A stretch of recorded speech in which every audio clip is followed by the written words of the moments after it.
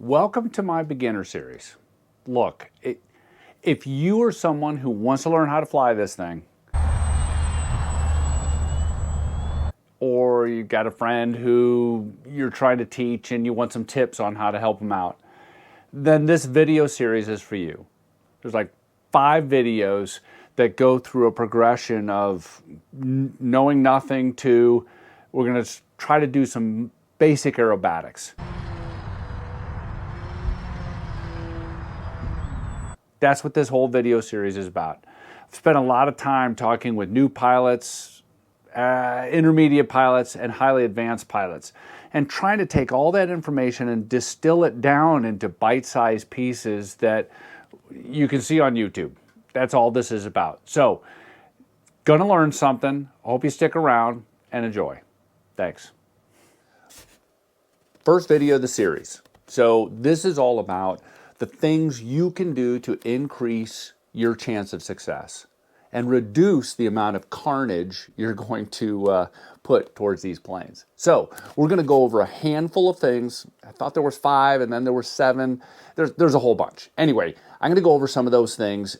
Some I will highlight as probably being the most important or almost the most important. There's a lot that are all important, but you get the point. So hang on a second. Here we go. Okay, first thing, and this is going to sound cliche, but you really need to set proper expectations and have the right attitude. The right attitude of ask for help, learn, seek knowledge and understanding, which is out of Proverbs, and it's so true in life in general, but in this hobby, you're going to need to learn a lot. This is a difficult hobby to master, both on repairing these planes, which part of the expectations are you're going to destroy this plane. It's going to get smashed up and you're going to glue it back together or buy a whole new one. Expect that. I want to be very clear, whether you get a coach or you are learning on your own, chances of you crashing a plane are pretty darn good. Don't expect to be an amazing pilot day one. You're not. Or day 10 or whatever.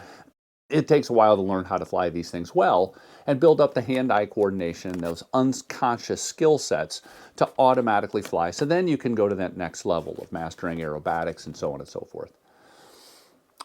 Don't get sucked into the latest cool plane. I went from a turbo timber, got at the point where I could fly it pretty well, and well, doggone it, I needed the Viper. I beat the heck out of that Viper, learned how to fly that faster airplane. I should have spent a little more time with the timber and learned some more of the basics on how to handle that plane. So don't be so quick to jump to the next cool thing. You'll get there, believe me. You'll have a pile of planes in your house before you know it, but slow your roll a little bit. The next thing, and it's super important, if you're looking to be successful at this hobby, getting a coach or a mentor is the way to go.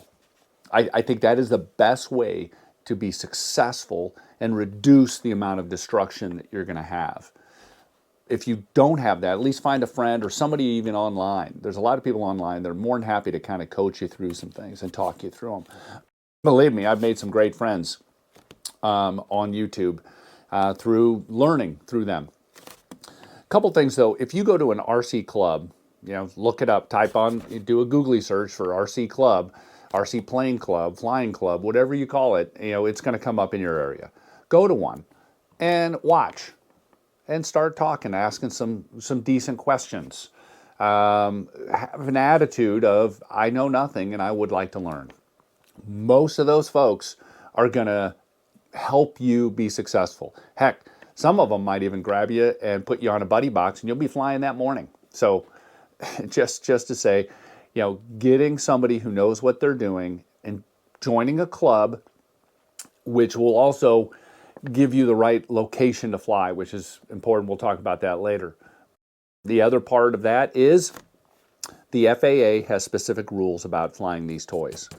And so I'm not going to get into the details of it, but if you are a member of a club, most likely you won't have to worry about a whole lot of that stuff. So anyway, super important. Find a mentor, join a club, find somebody who can help you get through this process. Interviewed a lot of people, sent out polls, and really tried to understand some of the complexity or some of the things people struggled with when they first started flying. And one of them really was the actual controller, the transmitter. Having the hand-eye coordination, doing the left hand and the right hand together to fly the plane. Most of us aren't used to that. And let's be honest, most of us are a little older. We're not, 16-year-old kids growing up on playing video games for hours at a time. We're not.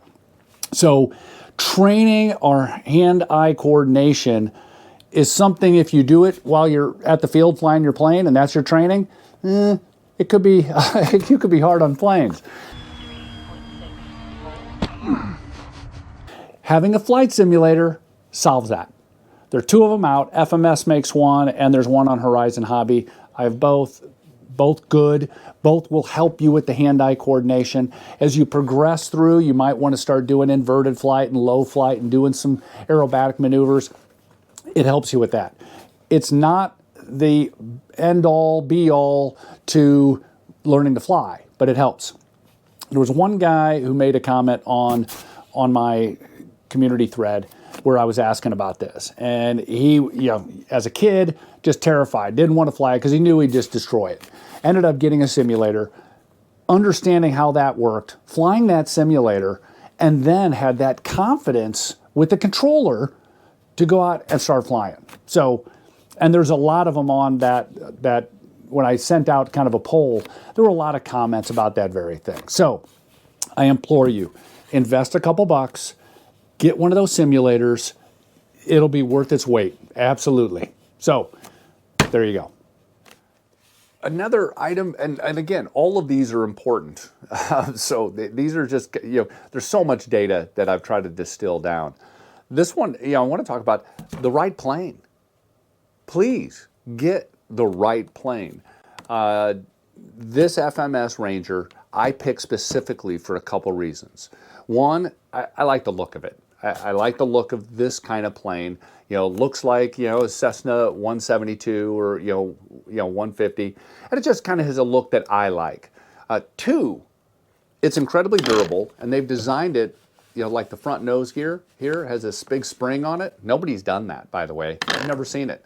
And I've been flying the heck out of this plane, and this is an important feature. So if you nose in a little bit, this front landing gear is not going to bend on you. Will it break eventually? Yeah, it depends how much you pile in. But the importance of a beginner plane. One, it needs to fly slow. This plane flies exceptionally slow. Durability, I talked about, and cost. You don't want to spend $500 on a brand new plane. You're going to be spending a little bit on radios and such. This one comes in a ready to fly, meaning everything you need, it comes with. Battery, radio, the whole works. So FMS Ranger, good beginner plane. Hobby Zone makes a Aero Scout, which is also another good plane. It just looked different. I wasn't as crazy about the pusher look, but that's a good plane. I know a lot of people that fly it. And it has the ability to fly slow, because that's what you're going to need. So think about that when you're looking at those cool planes out there. Get one that flies slow, and it's big enough that you can see it and handle, some space. These gyros that are in these planes, they're incredibly helpful. They allow you to fly in a stabilized mode. That when you take your hands off, the plane flies level. If you get yourself in a situation where you don't know which way's up, or just let go, and the plane levels itself. They also have the gyro that will stabilize your plane.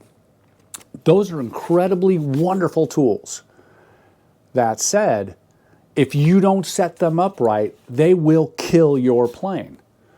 A buddy of mine just had an incident, and things weren't set up properly, we think, and the gyro was actually working against him.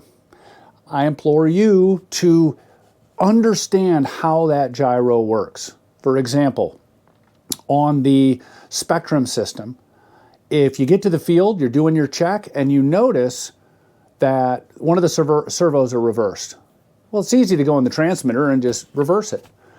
If you don't tell the receiver and the gyro that you reverse that, you might have a problem. The other thing I see people do is they don't have it set on a switch that they can flip it off of gyro. So there is no gyro. Couple important things. Understand how that gyro works. It can make your life and your plane fly so much better. And as a beginner, it can help you really learn how to fly. But if you don't know how to use them, they will destroy your airplane very quickly. So, a couple things just to think about. This might seem like a simple and common knowledge. Your environment you fly in, the location and the weather are two really critical things. If you think you can fly this plane in a parking lot for your first flight, you're nuts. No way would I do it. And I see it all the time on YouTube. Flying in a parking lot with cars, light poles, telephone wires, trees, dogs, whatever. It's just fraught with that plane's going to get destroyed. And you see it. You know it's coming. The train wrecks are coming. Please find a place that is very open. If you think you could fly this plane in a football field as a beginner, you're crazy. You're not going to. You need more space than even a football field to fly this plane.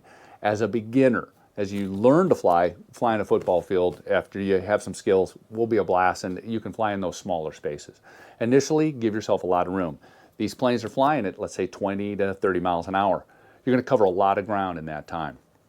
So you need some wide open spaces. The other, weather. For crying out loud, if there's any wind at all, don't fly your first time. Maybe a little wind, maybe a 2-3 mile an hour wind, steady wind coming from a certain direction that gives you plenty of takeoff and landing room, meaning you take off and land into the wind all the time. Do not ever try to land with the wind. It's fraught with danger and your plane will crash. So find a big place to fly, pick the right weather. Oh, another tip, if you join a club, you've already got the place to fly, it's perfect. So just another tip and reason to either join a club or find a club that you can start, learning to fly from there. So another thing, super important, and I can't emphasize this enough because I've seen this happen and it just frustrates the heck out of me. I've done it myself too, and that is not doing a pre-flight check and really looking at what's going on. Your first couple flights, your first flight for sure, double, triple check that your ailerons, elevator, and rudder are moving in the right direction. I've seen it, and embarrassingly, I've done this where I launched the plane and one of the servos has been reversed. And it happened when I was working on a plane, or I've seen people do it, on the initial setup. It happens. If you check and focus, stand behind the plane and focus on left, right, rudder, ailerons, up and down elevator to see that it's moving in the right direction. You're also looking to see, is it working? Is it working properly? Because the servos will fail at times. And I've caught situations that would have been a total disaster because something failed on one of the control surfaces and I was able to catch it before I flew. So those are a handful of things that I think are really important to think about.